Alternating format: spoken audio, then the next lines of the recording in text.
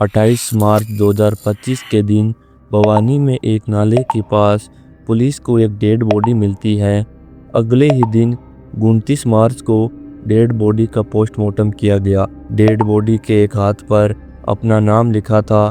उसकी पहचान दानी पुराना बस अड्डा के रहने वाले प्रवीण कुमार के रूप में हुई। पोस्टमार्टम से पता चला कि गला दबाने से प्रवीण की मौत हुई है। पुलिस को इस बात ने हैरान किया कि 26 मार्च को प्रवीण के घर वालों तथा उसकी पत्नी ने थाने में प्रवीण के गायब होने की एफआईआर दर्ज करवाई थी। ठीक 2 दिन बाद 28 मार्च को प्रवीण की बॉडी मिलना पुलिस के लिए एक पहली से कम नहीं था। Welcome to the show. My name is अमिशपाक। You are watching the case of brutal murder at Haryana Bhavani.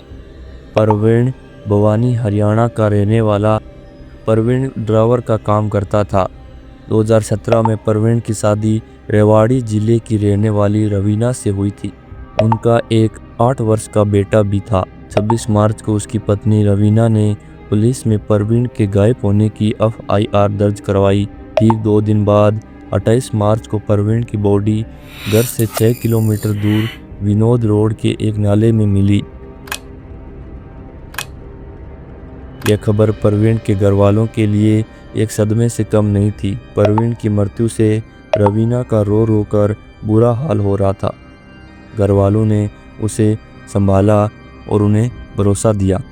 घर वालों को इस बात पर शक था कि उसके बेटे की मौत किसी ने करवाई है, इसलिए पुलिस थाने में एफआईआर दर्ज करवाई जाती है। पुलिस इस केस की जांच पड़ताल में लग जाती है। पुलिस ने घटनास्थल के सारे सीसीटीवी फुटेज को खंगाला तो उन्हें एक सीसीटीवी फुटेज मिलता है। इस वीडियो में एक बाइक पर 3 लोग सवार दिखाई दे रहे हैं। यह सीसीटीवी वीडियो प्रवीण के घर के पास से लिया गया था।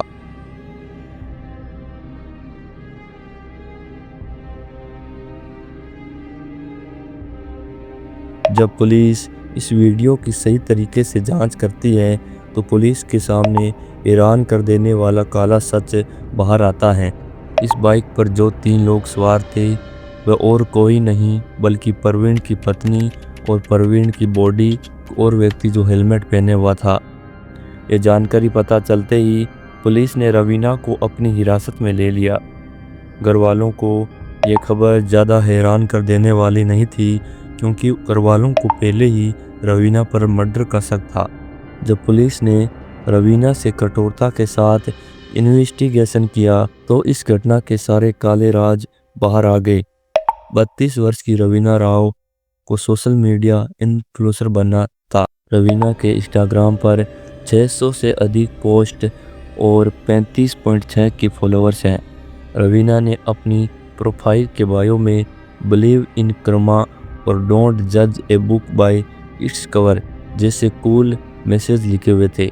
रवीना के यूट्यूब पर 5.42 के सब्सक्राइबर हैं। रवीना एक अन्य यूट्यूबर के साथ हरियाणवी फिल्म जैसी वीडियो बनाती थी। उस यूट्यूबर का नाम सुरेश राघव है। रवीना के सुरेश से मुलाकात इंस्टाग्राम के जरिए 1.5 वर्ष पहले हुई थी। रवीना सुरेश से प्रेम करने लग गई थी, परंतु रवीना के पति प्रवीण को यह सब पसंद नहीं था, इसलिए उनके बीच झगड़े होने लग गए थे।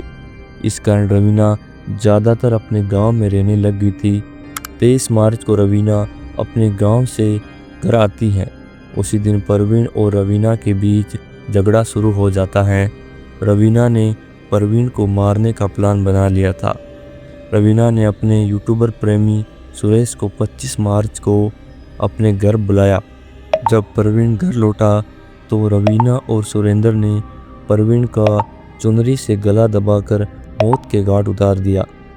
बॉडी को ठिकाने लगाने के लिए उन दोनों ने प्रवीण को बाइक पर बैठाकर घर से 6 किलोमीटर दूर विनोद रोड के एक नाले में फेंक दिया।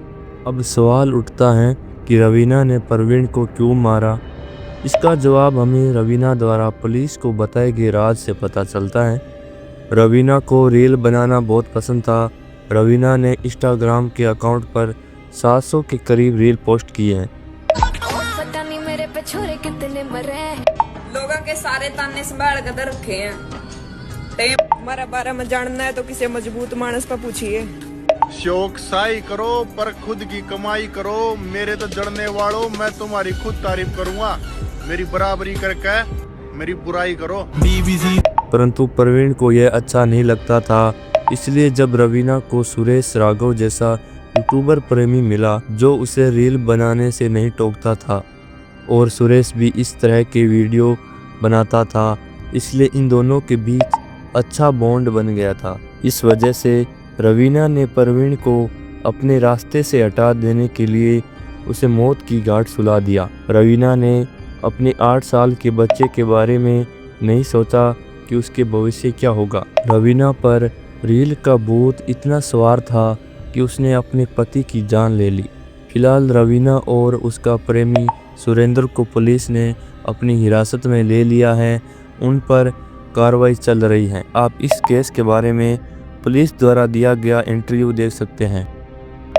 दिनोद के नाले के पास एक डेड बॉडी मिली थी और उस डेड बॉडी की वहाँ से निकाल कर हमने जीएच भिवाड़ी में शिफ्ट कर दिया था। डेड बॉडी काफ़ी गली उसमें व्यवस्था में थी जो उसके बाद 29 तारीख को अगले दिन हमने उसकी पोस्टमार्टम करवाया, पहचान के लिए हमने कराया तो उसकी पहचान हो गई थी जो गुजरानी की ढाणी पुराना बस अड्डा की प्रवीण कुमार की जो मृतक की वो लाश थी। उसके वारसान भी वहाँ पहुँच गए थे, उनकी उसमें पोस्टमार्टम करवाया गया था। उसके बाद उसकी जो विसरा रिपोर्ट और वो चीज़ें हमने FSL के लिए आगे भेज दी थी। फिर इनके परिवार वालों ने अपनी जो मृतक की पत्नी थी और उसके एक साथी पर हत्या की आशंका जाहिर करी थी, जिस उसमें उन्होंने कंप्लेंट फाइल करी थी और उसकी जो तफ्तीश के दौरान ये चीज़ें सामने आए कि वे जो उन्होंने उसकी मृतक की पत्नी व उसके साथी सुरेश ने इस घटना को अंजाम दिया है। उसकी प्रवीण की मौत के बाद प्रवीण के पिता ने इस इंटरव्यू में जो कहा है वो आपको भी सुनना चाहिए। पिछले काफ़ी समय से 1-1.5 साल से जो आशी का लड़का है सुरेश उससे टच में थी और वो शॉर्ट वीडियो वगैरह बनाती थी। इसका मेरा भतीजा प्रवीण विरोध करता था और लड़ाई झगड़ा भी होता था इस बारे में।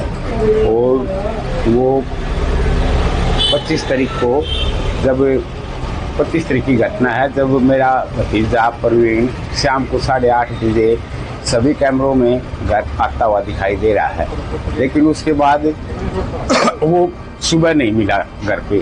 तो हमने इधर उधर छानबीन भी की, लेकिन वो ड्राइवरी करता था। हमने सोचा कि वो कहीं ड्राइव चला गया, पीछे भी पहले भी वो 1-2 दिन चला जाया करता था, लेकिन वो उसकी घरवाली थी रवीना, वो 26 तारीख को सुबह पहले ही वीडियो बनाने के लिए चली गई और फिर वो 28 तारीख को आई जिस दिन पुलिस को लाश का। इस तरह के केस हमें बताते हैं कि शादी अब शादी नहीं बल्कि मौत का जाल बन गई है।